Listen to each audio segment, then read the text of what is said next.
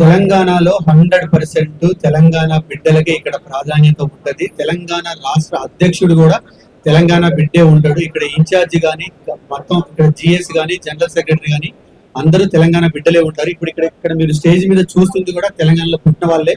మీరు ఎందుకంటే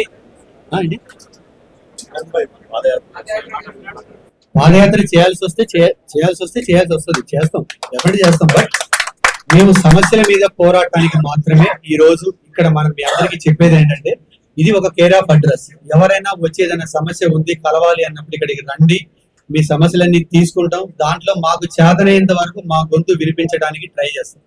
ఇంకా మిగతా అంశాలన్నీ అంటవా రాజకీయ మనం చేసే దాంట్లో ట్రావెల్లో ఏదైనా మారచ్చు. రేపు పొత్తులు ఉండొచ్చు, పొత్తులు ఉండకపోవచ్చు. కొంతమంది ఏం మాట్లాడుతున్నారు, బీఆర్ఎస్ బీజేపీ పొత్తు అంటారు.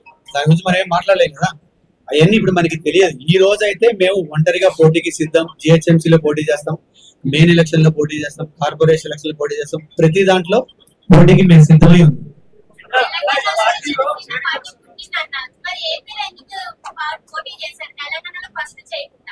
బీజేపీ ఎక్కడ పుట్టిందమ్మా? కాంగ్రెస్ ఎక్కడ పుట్టింది? ఇచ్చారు కదా మరి, మీరు కాంగ్రెస్ కి పాలన ఇచ్చారు కదా, మీరే ఓటేసి. 2019 లో పోటీ చేసాం ఇక్కడ మనం, బట్ మనం రాలేదు. మేము 2019లో పోటీ చేసాం, ఎన్నో సమస్యల మీద పోరాడాం. అక్కడ చూడండి ఒకసారి, మీరు పోరాడుతున్నామో మీరు మా పోరాటం అంతా అక్కడ మీకు వాళ్ళ మీద కూడా రాకపోతే మీ దృష్టిలో అప్పుడు మా బలం అంతే ఉంది, మా శక్తి అంతే ఉంది. అప్పుడు మా శక్తి అంతే ఉంది కాబట్టి మా వాయిస్ మీకు రీచ్ అవ్వలేదు. ఈ రోజు మా శక్తి పెరిగింది, మా బలం పెరిగింది కాబట్టి ఈ రోజు మీరు మాతో కూర్చొని మాట్లాడుతున్నారు. సో ఈ శక్తి ఇంకా దీనికి రెట్టింపు అవుతుంది. రేపు రాబోయే కాలంలో ఇంకా చాలా వాటిని నేను మాట్లాడాలనుకుంటున్నాను. అప్పుడు మనం కంపల్సరీగా మాట్లాడు. బట్ ఈ రోజు ఏంటంటే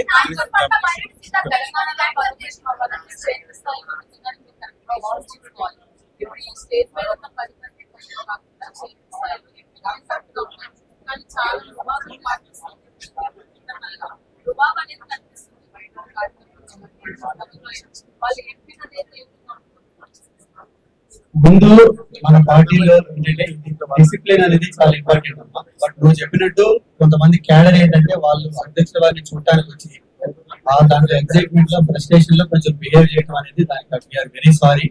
బట్ ఏంటంటే కంపల్సరీగా మనం నాయకుల్ని వెనుకునేటప్పుడు మాత్రం వాళ్ళు ఎక్కడి నుంచి వచ్చారు, ఎలాంటి బ్యాక్గ్రౌండ్ నుంచి వచ్చారు, ఎటువంటి భావజాలంతో ఉన్నారు, ముఖ్యంగా జనసేన సిద్ధాంతాల్ని వాళ్ళు గుండె లోతుల్లోకి ముందుకు తీసుకెళ్లగలరా లేదా అనేవి పరిగణలోకి తీసుకొని అన్ని కులాలు అన్ని మతాల నుంచి కూడా పరిగణలోకి తీసుకొని నాయకత్వాన్ని సెలెక్ట్ చేయడం జరుగుతుంది.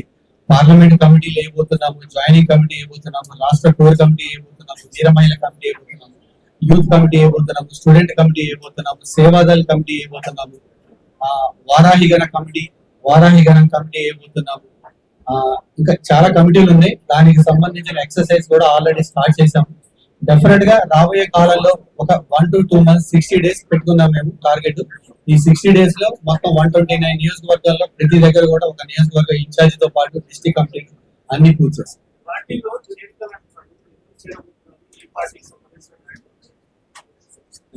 అంటే అన్ని రకాల పార్టీల నుంచి ఉన్నది ఇంట్రెస్ట్ ఉంది, ఒక పార్టీ అని ఏం లేదు.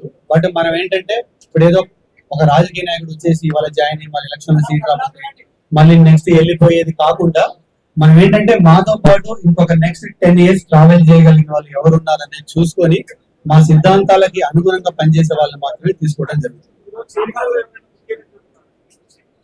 ఉన్నారండి, చెప్తాం ఒకసారి. అది లిస్ట్ అంతా మీడియాకి ఇస్తాం మేము ఈ రోజు.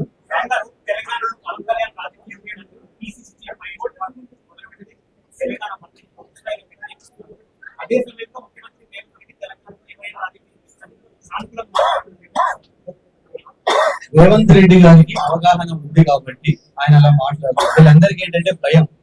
ఇప్పుడు రేవంత్ రెడ్డి గారు ఒక ముఖ్య నాయకుడు, ఆయన ముఖ్యమంత్రి కాబట్టి ఆయనకు తెలుసు, ఆయన స్థాయికి ఆయనకు తెలుసు. బట్ వీళ్ళు ఏంటంటే చిన్న చిన్న నాయకులు కదా, వీళ్ళకి రేపు అక్కడ మనం చిన్న వాళ్ళు పోటీ చేస్తే ఓడిపోతామేమో, మా ఓట్లు చీలిపోతాము అంటే వీళ్ళకి యాక్చువల్ గా కళ్యాణ్ గారి గురించి మాట్లాడే స్థాయి కూడా లేదు. దాని గురించి నేను ఇప్పుడు కౌంటర్ కూడా ఇవ్వదలుచుకోవచ్చు.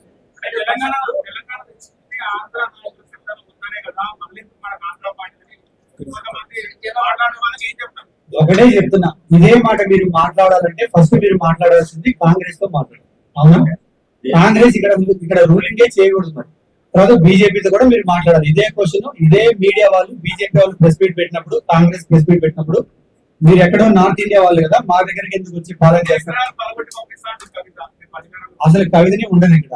నాకు తెలిసి మ్యాక్సిమం 2-3 నెలలు పోతుంది. ఆమెకి ఏంటంటే మార్నింగ్ ఒక అనలిస్ట్ ఉంటారు ముగ్గురు, వాళ్ళు చెప్తారు అమ్మా నీ గ్రాఫ్ తగ్గింది, నువ్వు ఈ రోజు పవన్ కళ్యాణ్ గారి గురించి మాట్లాడకపోతే నీ గ్రాఫ్ పెరగదని చెప్తారు. సో ఆమెకి రోజు ఏదో ఒకటి పవన్ కళ్యాణ్ ఆమె గురించి మేము ఇంటర్నల్ గా డెసిషన్ ఏం తీసుకున్నామంటే కవితకి మేము ఎవరు రెస్పాండ్ అవ్వం. ఓన్లీ రెస్పాండ్ అవుతారంటే మా క్యాడర్ అవుతారు, నాయకులు ఎవరు కవితకి రెస్పాండ్ అవ్వదు. ఇది మేము తీర్మానించాం. ఎందుకంటే అనవసరంగా మేము కవితని పెంచదలుచుకోవట్లేదు. కవిత స్థాయి ఏంటో మాకు తెలుసు.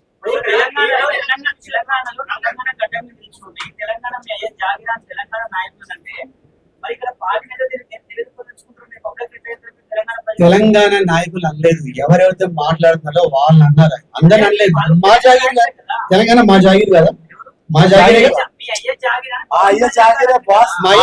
కదా, తెలంగాణ ఒక్కరిని స్పష్టంగా అన్నాడు ఆయన ఏమంటే నీ అయ్యే జాగిరి కాదు, నా నాయకుల జాగిరి కూడా నేను తెలంగాణ ప్రజనే కదా, నాకు హక్కు లేదా? కాదు, నేను తెలంగాణ వాళ్ళేగా, మా అధ్యక్షులు తెలంగాణ వాళ్ళేగా, అందరు తెలంగాణ వాళ్ళేగా.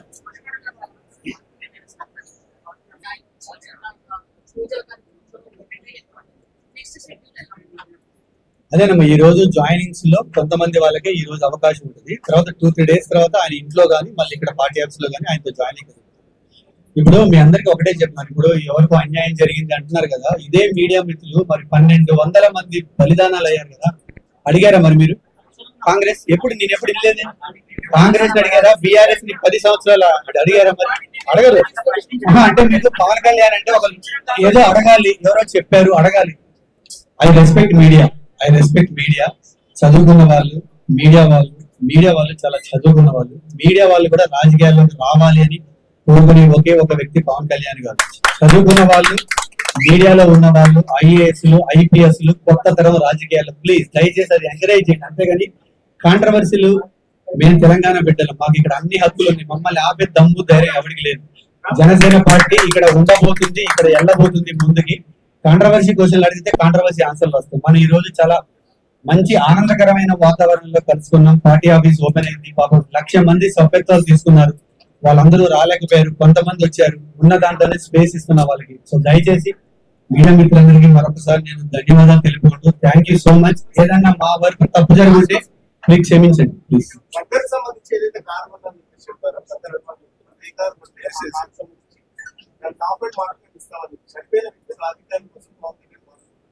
ఎవరు చెప్పారు ఇస్తామని? అది ఎవరు ఇస్తామని ఎవరన్నారు? అదే ఎవరు ఇస్తామని ఎవరు చెప్పారు? వాళ్ళ గుర్తు ఇవ్వమండి, ఫస్ట్ ఇచ్చాక మాట్లాడతాం. అదే ఆమెను ఇవ్వమనండి, ఇచ్చిన తర్వాత మాట్లాడతాం. కాదు ఇది, అది జరిగింది. ఏం జరిగిందో ఆ ఇద్దరు వ్యక్తుల మధ్య జరిగింది. అది గద్దర్ గారికి తెలుసు, మా అధ్యక్షుల వారికి తెలుసు. వాళ్ళ అనుబంధం ఎంత గొప్పదో వాళ్ళిద్దరికి తెలుసు. ఒక చనిపోయిన ఉన్నతమైన వ్యక్తి గురించి మనం ఈ రోజు మాట్లాడుకోవడం మంచిది కాదు. ఆయన చెప్పాలని చెప్పలేదు, ఆ రోజు ఆయనకున్న అనుబంధాన్ని చెప్తూ ఒక మాట. ప్రతి దాన్ని రాజకీయం చేయాలంటే మరి ఇప్పుడు మీరు మాట్లాడేదాన్ని కొన్ని 100 రాజకీయాలు చేయొచ్చు. మన ఉద్దేశం అర్థం చేసుకోండి. ఆయన ఉద్దేశంలో ఆయనకున్న అనుబంధాన్ని చెప్పుకుంటూ చెప్పాడు అంతే. ప్లీజ్ దయచేసి, మీరు చాలా ఉన్నతమైన విలువలు కలిగి ఉన్న జర్నలిస్ట్ ఇక్కడ ఉన్న వాళ్ళందరూ ప్లీజ్ దయచేసి కొత్త తరాన్ని రాజకీయాల్లో రావడానికి ఎంకరేజ్ చేయండి. చాలు, మనం చూస్తూనే ఉన్నాం. రాజకీయాల్లోకి వచ్చినప్పుడు ఎలా వచ్చారు, ఈ రోజు ఒక్కొక్కరు ఏం చేస్తున్నారో చూస్తూనే ఉన్నాం. ఇంకెంతకాలం మారుద్దాం. మీరు మారితే మేము మారుతాం, మేము అందరం మారుతాం. Please, this is my request. Thank you so much.